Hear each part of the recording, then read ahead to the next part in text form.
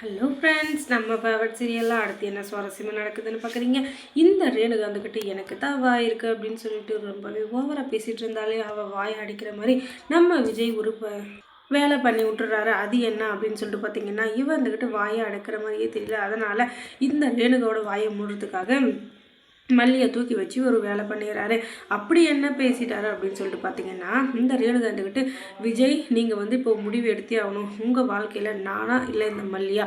இந்த மல்லி இருக்க வேண்டிய இடத்துல நான் இருக்க மாட்டேன். அதனால் நான் இந்த இடத்த விட்டு போயிடுறேன். நீங்கள் எப்போவே சொல்லுங்கள், உங்களுக்கு மல்லி முக்கியமா இல்லை இந்த ரேணுகா முக்கியமா அப்படின்றதும். நீ எனக்கு முக்கியம்தான், நான் இல்லைன்னு சொல்ல வரல. ஏன்னா நீ என்னுடைய குழந்தையோட அம்மா. ஆனால் அதுக்காக மல்லியை என்னால் விட்டு கொடுத்துட முடியாது. ஏன்னா மல்லி என்னுடைய மனைவி.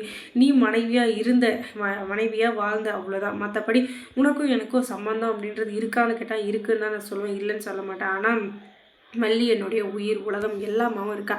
நான் கஷ்டப்படுற நேரத்தில் அவள் என் கூட இருந்தான். நீ வந்து சந்தோஷமான நேரத்தில் மட்டும் என் கூட இருந்துட்டு என்னை கஷ்டப்பட விட்டு போயிட்டேன். ஆனால் அந்த கஷ்டத்துலேருந்து என்னை தெளிய வச்சு, என்னை வாழ வச்சு, என் குழந்தைய வந்து நல்லபடியாக வளர்த்து எங்கள் கூடவே இருக்கிற மல்லியை வந்து என்றைக்கும் என்னால் மறக்க முடியாது அப்படின்னு சொல்ல உடனே கோவம் வந்து, இல்லை நீங்கள் எப்போயே முடிவு எடுத்தே ஆகணும். நீங்கள் எப்படி அப்படி சொல்லலாம்? அப்படின்னா நீங்கள் சரியான பொம்பளை போய் சோக்கு கெட்டவர் போல் இருக்கீங்க.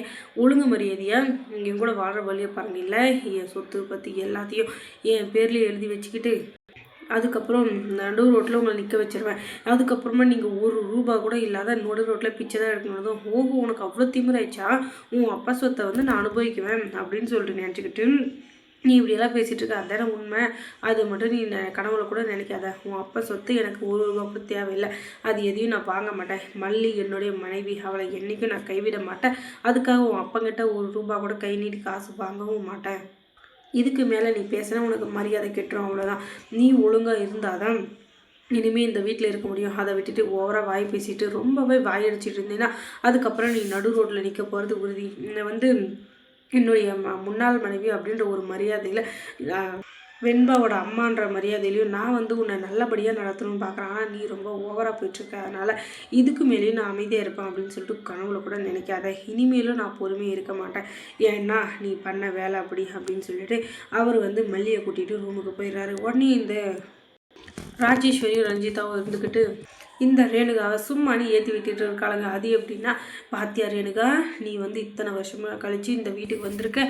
இந்த மல்லி இப்போ வந்தவ அவளுக்காக உன்னை தூக்கி எரிஞ்சு பேசிட்டான் விஜய்.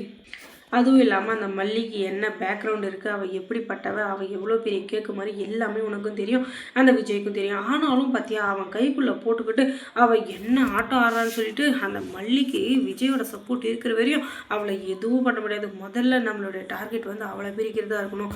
அப்போ தான் நான் நினச்சது நீ நினச்சது எல்லாமே நடக்கும். முதல்ல அந்த மல்லி தான் நம்மளுடைய டார்கெட்டாக இருக்கணும். அவளை எப்படி பழிவாங்கிறதுன்றதை நம்ம இப்போ பார்க்கணும் அப்படின்னு சொல்லி சொன்னதும், ஆமாம் ரஞ்சிதா, ஆமாம் அதை தான் நம்ம முதல்ல பார்க்கணும்.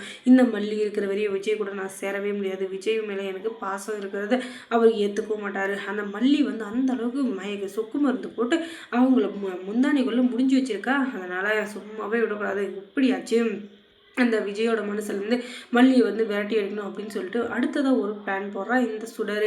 அதில் என்ன அப்படின்னு சொல்லிட்டு பார்த்தீங்கன்னா, இந்த ரகு இருக்கார்லேயே அவருக்கு ஃபோன் பண்ணி இப்படிலாம் நடந்துச்சு, இவன் வந்துக்கிட்டு டாக்டர்கிட்ட கூப்பிட்டு போனால் நான் பயந்துட்டேன், எப்படி ஒரு வழியாக நீ பேசி சமாளிச்சிட்டேன், அதுக்காக நான் எதுவும் பயப்பட்டான் அப்படின்லாம் இல்லை. ஆனால் இந்த மல்லி ரொம்பவே ஓவராக போயிட்டுருக்கா.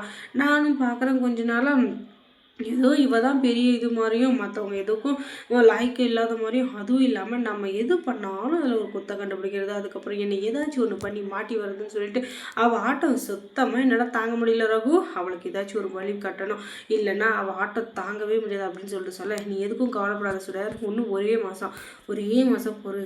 அதுக்கப்புறமா அவளுக்கு சரியான பாடம் புகட்ட வேண்டியது ஏன் கடமை அப்படின்னு சொல்லிட்டு இந்த ரகு வந்து தைரியம் கொடுத்துட்டு ஃபோனை கட் பண்ணிடுறாரு. ஆனாலும் அங்கே என்ன நடக்குது அப்படின்றது புரியாமல் முழிச்சிட்டு தான் இருக்காரு சுடர்.